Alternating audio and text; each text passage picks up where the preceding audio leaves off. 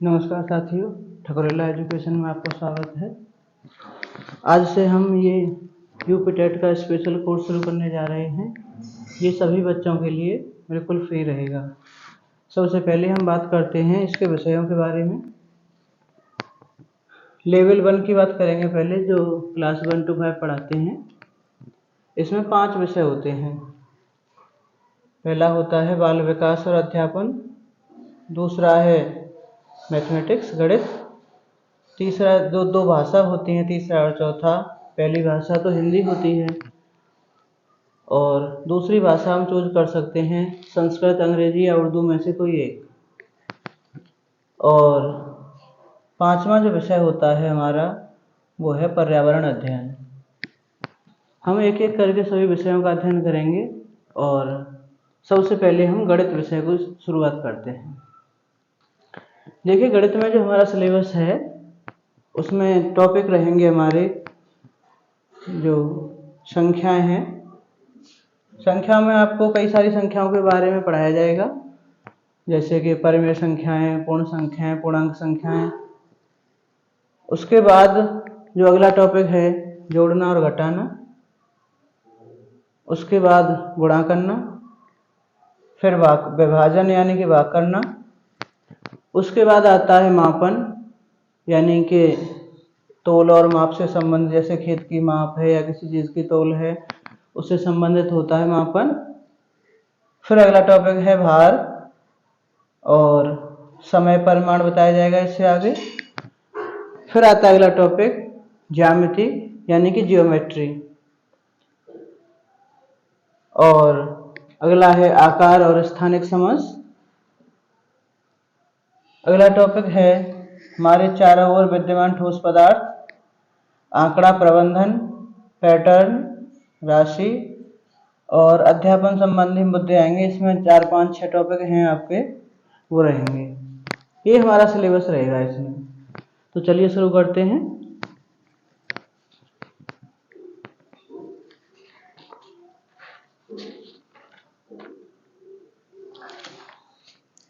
सबसे पहले संख्याओं से शुरू करते हैं।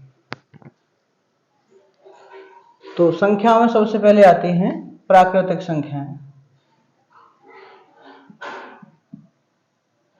प्राकृतिक संख्याएं अंग्रेजी में कहते हैं इन्हें नेचुरल नंबर्स।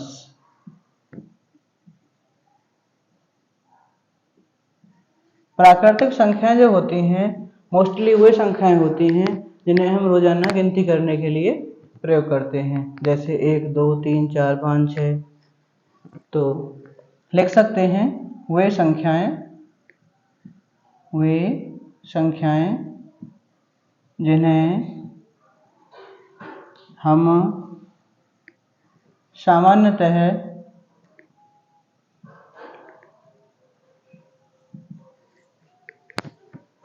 गणना करने के लिए प्रयोग करते हैं।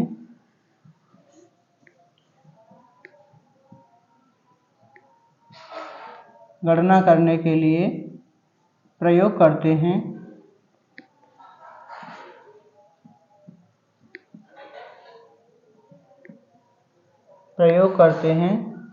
प्राकृतिक संख्याएं कहलाती हैं। प्राकृतिक संख्याएं कहलाती हैं। जैसे कि एग्जांपल ले लेते हैं इसका, 1, 2, 3, 4, 5 ... इन्हें अनंत तक कहीं तक भी लिखा जा सकता है।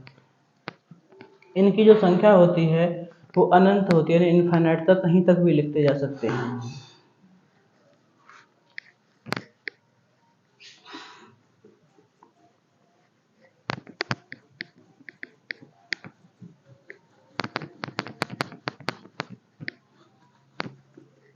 अगली जो संख्याएं होती हैं वे होती हैं पूर्ण संख्याएं।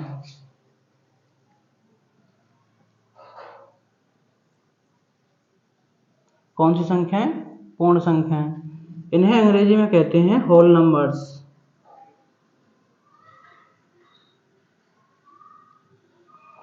और हाँ, प्राकृतिक संख्याओं जो होती हैं उन्हें हम n से रिप्रेजेंट कर सकते हैं। n मीन्स नेचुरल नंबर्स, ठीक है। अगर प्राकृतिक संख्याओं में शून्य को भी शामिल कर लिया जाए तो हम ऐसी संख्याओं के समूह को पूर्ण संख्या कहते हैं। प्राकृतिक संख्याओं में यदि 0 को भी शामिल कर लिया जाए, 0 को भी शामिल कर लिया जाए तो ऐसा समूह पूर्ण संख्याएं कहलाता है। पूर्ण संख्याएं कहलाता है। जैसे 0 और उसके बाद जो भी संख्याएं हैं प्राकृतिक संख्याओं को लिख देंगे, ठीक है। ये होती हैं पूर्ण संख्याएं। इसके बाद अगला टॉपिक है पूर्णांक संख्याएं। पूर्णांक संख्याएं, इन्हें अंग्रेजी में कहते हैं इंटीजर्स। इनका जो रोल होता है वो सबसे ज्यादा होता है इंटीजर्स का। जब हम परिमेय संख्याएं पढ़ेंगे तो पहले हमें इंटीजर्स पता होने चाहिए, तभी हम जो हैं परिमेय संख्याएं पता कर सकते हैं। पहले हमें इंटीजर पता होने चाहिए।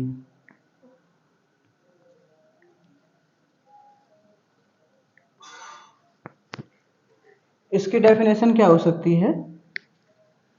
इसमें प्राकृतिक संख्याएं तो आती ही हैं, प्राकृतिक संख्याएं, और प्राकृतिक संख्याओं की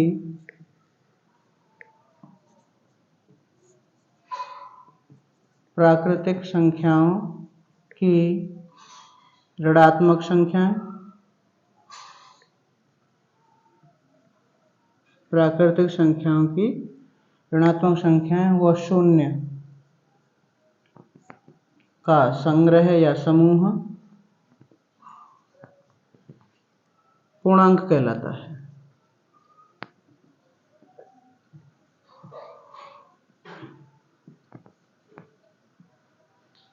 इसे ऐसे रिप्रेजेंट कर सकते हैं,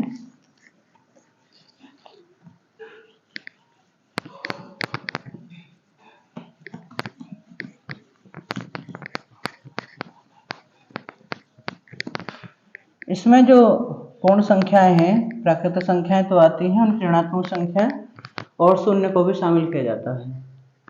इन्हें रिप्रेजेंट कर सकते हैं सभी तो माइनस की संख्याएं, जैसे -3, -2, -1, 0, 1, 2, 3। ये तो प्राकृतिक संख्याएं हो गई, ये इनकी ऋणात्मक संख्याएं हो गई, और ये शून्य हो गया। इन्हें इधर अनंत तक इधर भी बढ़ाया जा सकता है, लेफ्ट हैंड साइड में, और राइट हैंड साइड में भी अनंत तक बढ़ाया जा सकता है। ये दोनों ओर अनंत तक बढ़ाई जा सकती हैं, ठीक है। ये 3 संख्या इंपोर्टेंट है, इनमें सबसे ज्यादा रोल रहता है वो होता है पूर्णांक संख्याओं का, इंटीजर्स का, ठीक है। अगला टॉपिक है हमारा इसमें संख्याओं में परिमेय संख्याएं।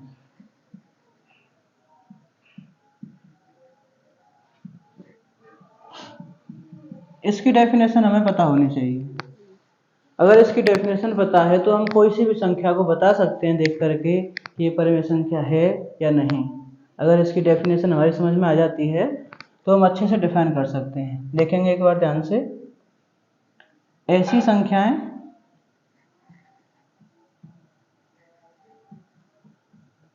जिन्हें हम P/Q के रूप में लिख सकते हैं, P/Q के रूप में लिख सकते हैं। इसमें एक कंडीशन और होती है कि P और Q क्या हो सकते हैं यहाँ पर, जहां P और Q पूर्णांक हों तथा Q Q is not equal to 0, यानी Q 0 के बराबर ना हो, तो ऐसी संख्याओं को हम कहते हैं परिमेय संख्याएं। जैसे एग्जांपल ले सकते हैं इसके 1/2। इस रूप को हम देखें तो हमारी जो दोनों संख्याएं हैं इसमें 1 और 2, ये दोनों ही कैसे हैं? पूर्णांक संख्याएं हैं, P/Q के रूप में लिखी हुई है। इसका Q यानी कि हर जो है वो 0 के बराबर नहीं है, तो इस संख्या को हम क्या कहेंगे? परिमेय संख्या। जैसे -3/5। अब दोनों को देखें, ये अंश और ये हर, ये दोनों ही संख्या कैसी हो? परिमेय पूर्णांक संख्याएं हों। तो जो पूर्णांक संख्याओं का संग्रह है उसमें हम मैच करके देखते हैं क्या ये संख्या उसमें आ रही है, दोनों हमारी परिभाषा को फुलफिल कर रही है। अगर कर रही है तो ये परिमेय संख्या है, और अन्यथा की स्थिति में ये परिमेय संख्या नहीं है। -3 इसी में आएगा। 5 इसको आगे बढ़ाएंगे, 4, 5, 6, 7, 8 कहीं तक भी बढ़ा सकते हैं, तो इसी संग्रह में होगा। तो ये 3/5 कैसी संख्या है? परिमेय संख्या है। 1/2 परिमेय संख्या है। अब बात कर लेते हैं 0/2, ये संख्या परिमेय है या नहीं है? परिभाषा से देखें कि P/Q के रूप में लिख रहा है P/Q के रूप में। P और Q दोनों ही पूर्णांक हों, P यानी कि अंश और Q यानी कि हर, दोनों ही पूर्णांक हैं, 0 भी है और 2 भी है, पूर्णांक संख्या में है। लेकिन जो लास्ट वाली कंडीशन है वो फॉलो नहीं हो पा रही यहाँ पर कि Q is not equal to, ये भी कंडीशन फॉलो हो रही है, Q is not equal to 0, तो जो P 0 है यहाँ पर Q 0 नहीं है। तो सारी कंडीशंस फॉलो हो रही हैं, तो ये संख्या कैसी है? ये परिमेय संख्या है। इसी को अगर हम ऐसे लिख देते हैं कि 2/0, तब यहाँ पे देखें तो सभी कंडीशन उसी तरीके से होंगी।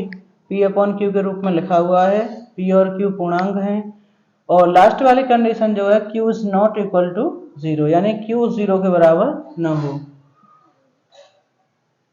बराबर लगा के उसे इस तरीके से काट देते हैं, तो इसे पढ़ते हैं नॉट इक्वल टू, इसे पढ़ेंगे Q is not equal to 0। तो हमारी परिभाषा कह रही है Q 0 के बराबर न हो, और यहाँ पे Q 0 के बराबर है, तो ये संख्या परिमेय संख्या नहीं है। ठीक है। ऐसे ही और भी एग्जाम्पल ले जा सकते हैं, जैसे √2। तो इसे हम देखें, √2 को √2/1 लिख सकते हैं हम, तो P/Q का रूप तो हो गया। लेकिन दूसरी कंडीशन जो है हमारी कि P और Q पूर्णांक हों, तो एक तो पूर्णांक है लेकिन √2 पूर्णांकों के संग्रह में कहीं पर भी नहीं आता है, इसलिए ये संख्या जो है परिमेय संख्या नहीं है। ठीक है। अगला आता है अपरिमेय संख्याएं।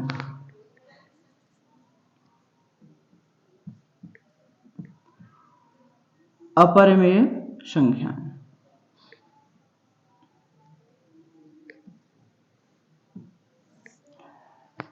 परिमेय अपरिमेय में से क्वेश्चन बन जाते हैं। परिमेय को अंग्रेजी में कहते हैं रेशनल नंबर्स, रेशनल, और अपरिमेय को कहते हैं इर्रेशनल। ठीक है। परिमेय और अपरिमेय जो होती है एक दूसरे की अपोजिट होती हैं। अगर कोई संख्या परिमेय है तो अपरिमेय नहीं हो सकती, और अपरिमेय है तो वो परिमेय नहीं हो सकती।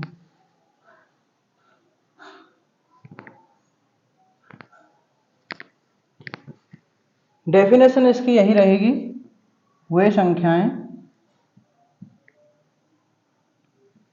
बस थोड़ा सा चेंज होगा, वे संख्याएं जिन्हें हम P/Q के रूप में, वे संख्याएं जिन्हें हम P/Q के रूप में नहीं लिख सकते। परिमेय में क्या होता है? P/Q के रूप में लिख सकते हैं, और अपरिमेय में P/Q के रूप में नहीं लिख सकते। और कैसा रूप हो P/Q का? जहां P और Q पूर्णांक हों तथा q is not equal to 0। ठीक है, वही परिभाषा है, बस इसमें एक नहीं शब्द एक्स्ट्रा जुड़ जाता है। परिमेय संख्याओं को हम ऐसे p बटे q के रूप में लिख सकते हैं कि जहां p और q दोनों ही पूर्णांक हों और q is not equal to 0। अपरिमेय में ऐसे रूप में नहीं लिख सकते कि p और q दोनों ही पूर्णांक हों। p अपॉन q के रूप में तो लिखा जा सकता है, लेकिन ऐसे रूप में नहीं लिखा जा सकता कि p और q दोनों ही पूर्णांक हों। एग्जाम्पल के माध्यम से समझते हैं। जैसे हम लिख दें 1/√2, तो p अपॉन q का रूप तो है, लेकिन p और q पूर्णांक नहीं है। सीधी सीधी बात कहें तो जो संख्या परिमेय नहीं होगी वो संख्या अपरिमेय है। ठीक है, √2 लिख सकते हैं, 1/√3 लिख सकते हैं, 5/0, ये तो इंडेफिनिट हो जाएगा, परिभाषित ही नहीं है ये तो। -2/√5 हो सकता है, एटसेट्रा एटसेट्रा, और भी बहुत सारे एग्जाम्पल हो सकते हैं। ठीक है, कंफ्यूज नहीं होना है इसमें, सिर्फ इतना देखना है कोई संख्या परिमेय है या नहीं। अगर परिमेय है तो परिमेय लिख देंगे, परिमेय नहीं है तो किस में जाएगी, अपरिमेय में जाएगी। ठीक है, चलिए आगे बढ़ते हैं।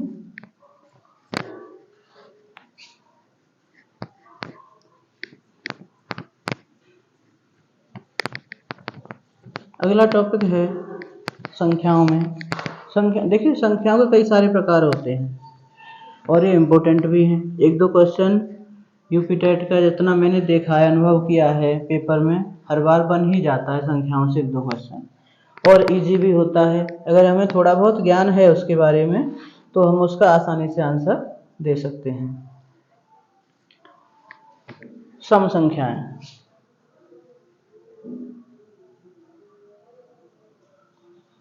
सम संख्याएं अंग्रेजी में कहते हैं इवन नंबर्स। सम संख्याओं का एक सीधा सा फंडा है बस। सम संख्याएं कि जो संख्या 2 से पूर्णतः विभाज्य हो, जो संख्याएं 2 से पूर्णतः विभाज्य हों,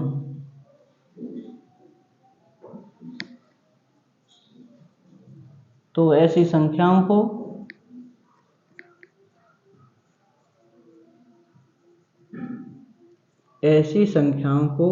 सम संख्याएं कहते हैं।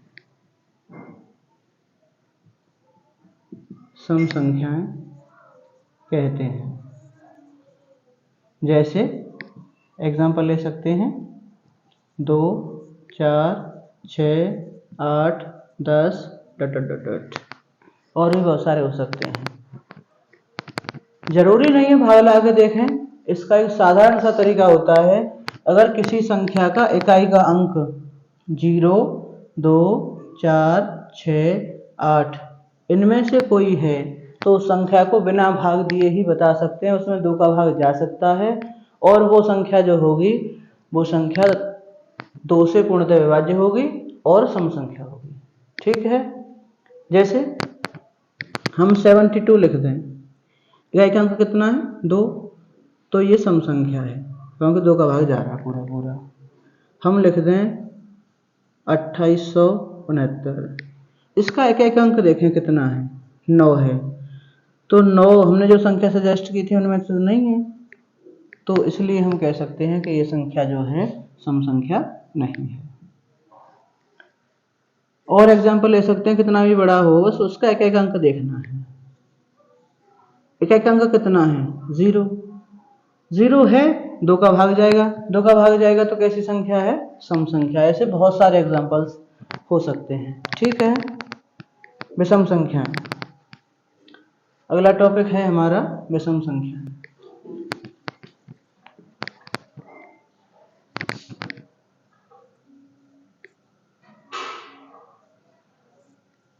विषम संख्याएं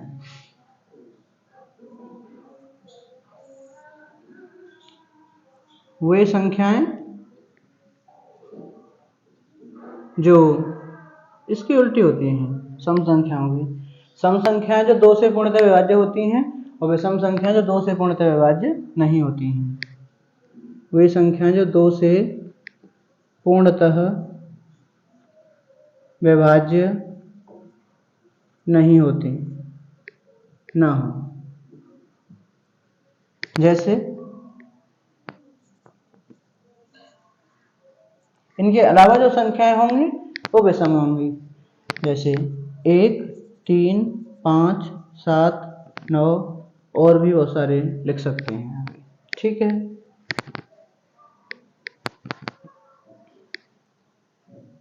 सम संख्याएं, विषम संख्याएं, परिमेय संख्याएं, परिमेय संख्याएं, पूर्ण संख्याएं, प्राकृतिक संख्याएं, पूर्णांक संख्याएं, और जो अगला प्रकार आता है वो है अभाज्य संख्या।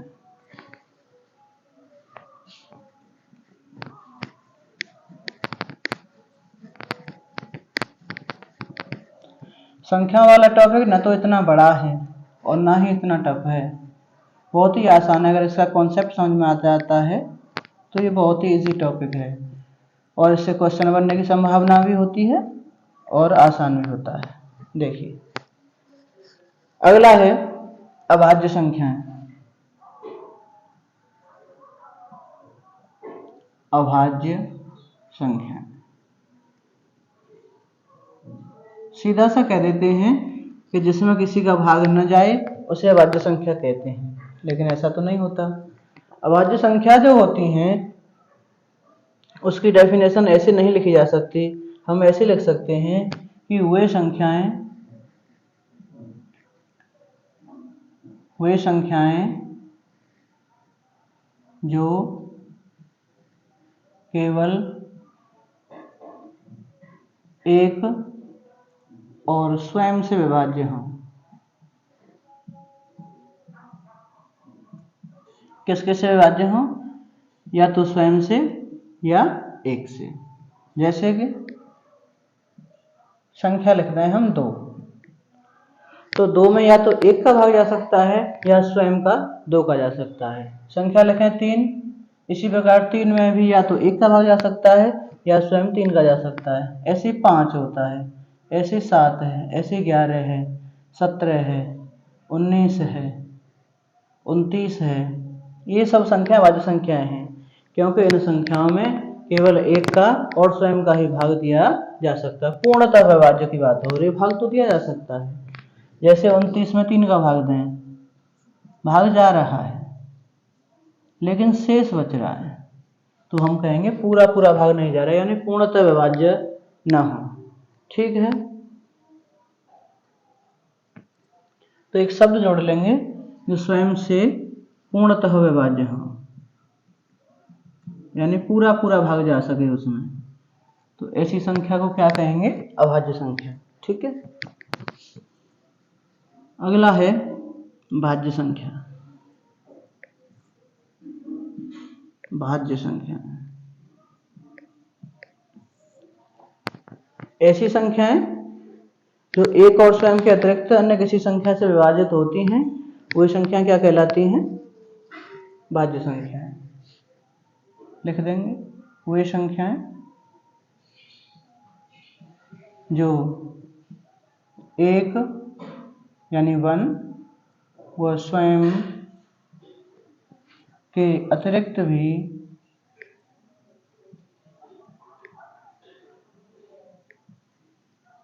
किसी संख्या से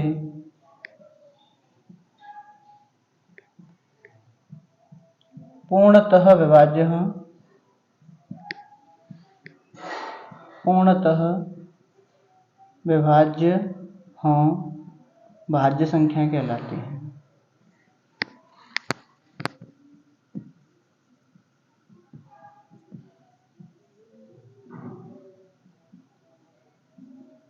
भाज्य संख्याएं कहलाती हैं, जैसे कि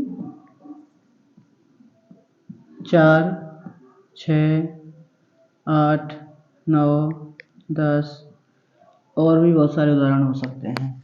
इन संख्याओं में जैसे 4 है तो 4 में 1 का भाग जा सकता है, 2 का जा सकता है और 4 का जा सकता है।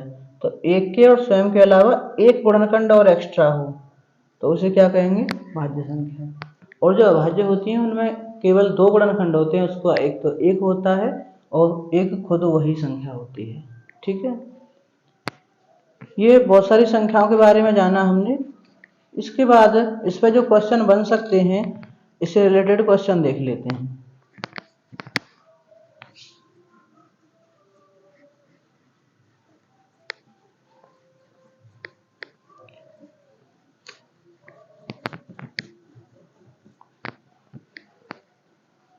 जैसे सबसे ज्यादा बार क्वेश्चन बना है, इस पर बहुत बनता है ये क्वेश्चन,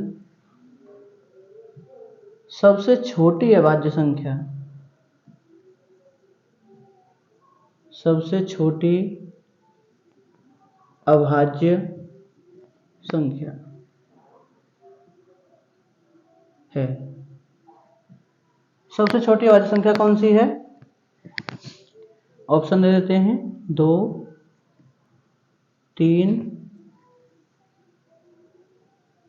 4 और 5। तो सबसे छोटी अभाज्य संख्या जो होती है वो एक कभी नहीं होती, यह ध्यान रखना है। एक जो है वो न तो भाज्य होती है और न अभाज्य। ठीक है, सबसे छोटी अभाज्य संख्या होती है 2। ये ऑप्शन टिक कर देंगे। अगला क्वेश्चन पूछा जा सकता है आपसे, √2 कैसी संख्या है? √2 कैसी संख्या है? इसे √2 भी पढ़ सकते हैं, √2 भी पढ़ सकते हैं, कई सारे लोग कई सारे तरीके से पढ़ते हैं। इसके ऑप्शन लिख लेंगे, परिमेय, अपरिमेय,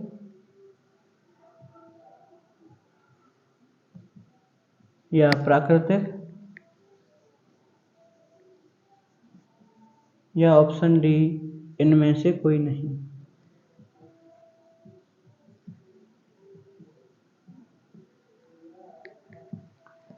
तो ध्यान कीजिए, √2 कैसी संख्या है?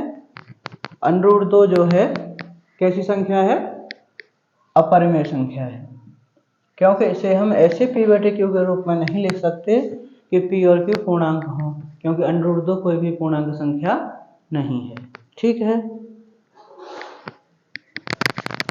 अगला क्वेश्चन बन सकता है, 4 यानी 4 कैसी संख्या है?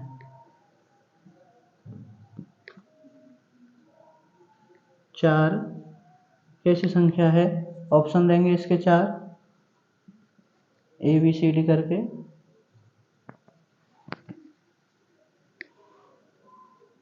सम संख्या, प्राकृतिक संख्या, भाज्य संख्या,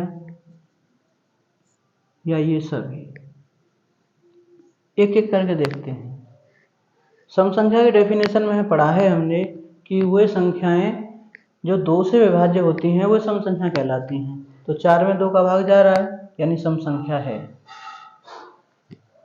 प्राकृतिक संख्याएं जो सामान्यतः गणना करने के लिए प्रयोग होती हैं, 1, 2, 3, 4, 5 और भी एटसेट्रा, तो प्राकृतिक संख्या भी है। भाज्य संख्याएं यानी कि जिनमें एक के और स्वयं के अलावा और किसी संख्या से भाग दिया जा सकता है। तो 4 में जब हम फैक्टर करते हैं, 4 के गुणनखंड लिखते हैं, तो 1 और 2 और 4, यानी 1 के और खुद के अलावा भी एक गुणनखंड है, तो इसलिए कैसी संख्या है ये? भाज्य संख्या। जब तीनों ऑप्शन सही हैं तो क्या होगा? उपरोक्त सभी। ठीक है, डी ऑप्शन सही हो जाएगा।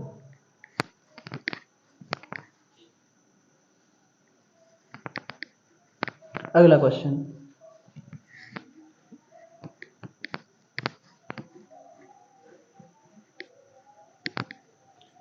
बहुत ही नॉर्मल क्वेश्चन है, अगर इनका बार बार अभ्यास किया जाए तो कुछ भी कठिन नहीं है इसमें। जो आर्ट्स के बच्चे हैं वो भी बड़ी आसानी से कर सकते हैं। -2/3 अगला क्वेश्चन है, जैसे -2/3 कैसी संख्या है?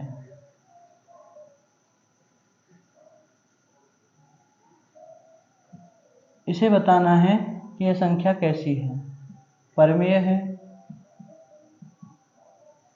अपरमेय है, प्राकृतिक है,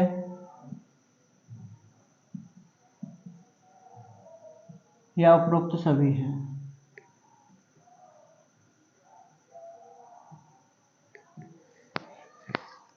-2/3 देखेंगे कि इसके अंश और हर यानी -2 और 3 दोनों ही कैसे हैं, पूर्णांक हैं। p/q के रूप में लिखा हुआ है, q 0 के बराबर नहीं है, तो कौन सी परिभाषा को पूरा करता है, जो परमेय संख्या की परिभाषा है उसे पूरा करता है। तो यहाँ पे हम लिख सकते हैं कि -2/3 कैसी संख्या है, ये एक परमेय संख्या है। ठीक है, अगला क्वेश्चन, जिन संख्याओं का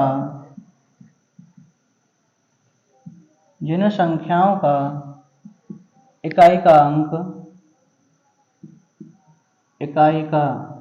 अंक 0, 2, 4, 6 या 8 हो, वे कैसी संख्याएं कहलाती हैं।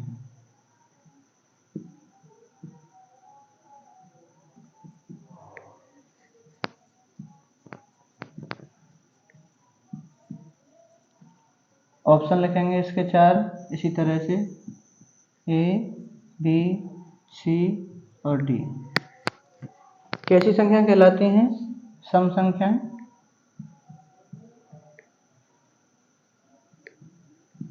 या विषम संख्याएं,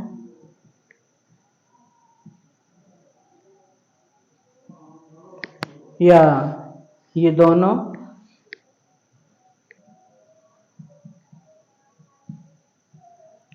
या ऑप्शन डी इनमें से कोई नहीं।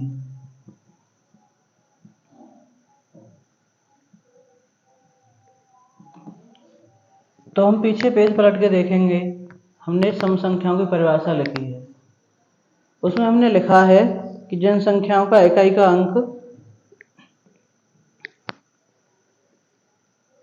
0, 2, 4, 6, 8 हो, 0, 2, 4, 6, 8 हो, वो संख्या क्या होती हैं, 2 से विभाज्य होती हैं, और जो 2 से पूर्णतः विभाज्य होती हैं वह संख्या क्या कहलाती हैं, सम संख्याएं। तो कौन सा ऑप्शन सही हो जाएगा हमारा, सम संख्या। ठीक है, अगला क्वेश्चन है, वास्तविक संख्या किन्हें कहते हैं। ये अच्छा क्वेश्चन है, वास्तविक संख्याएं, रियल नंबर्स कहते हैं अंग्रेजी में।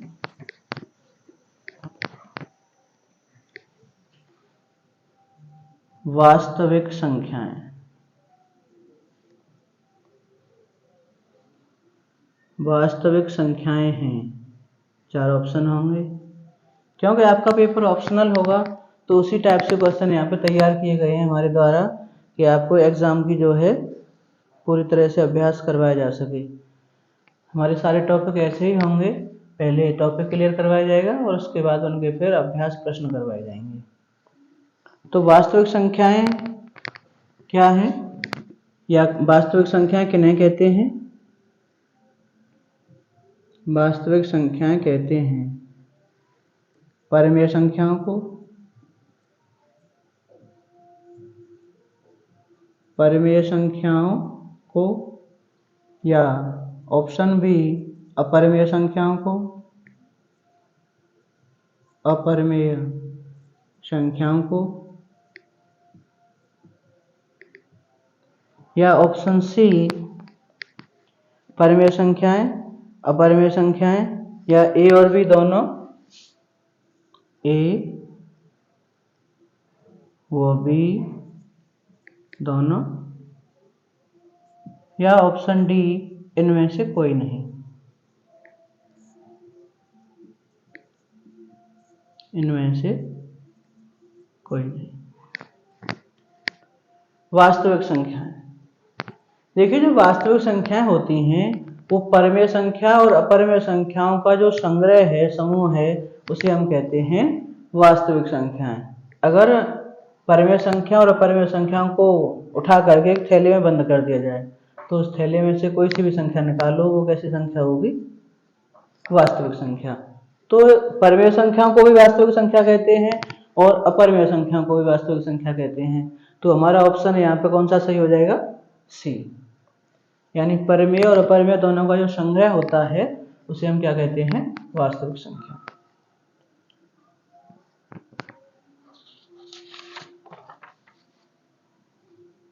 अगला क्वेश्चन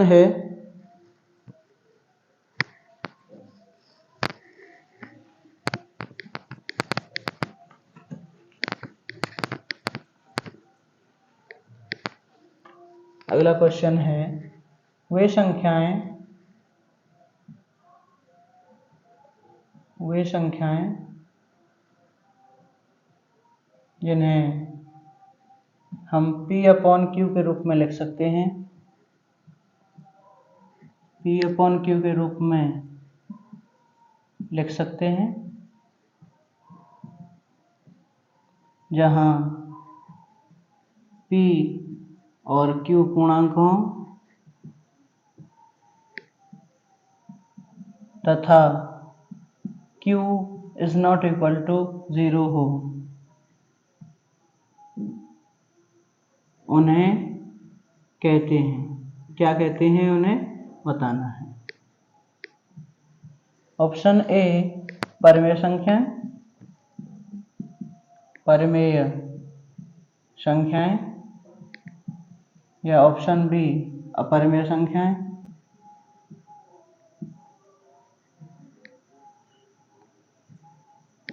ऑप्शन सी प्राकृतिक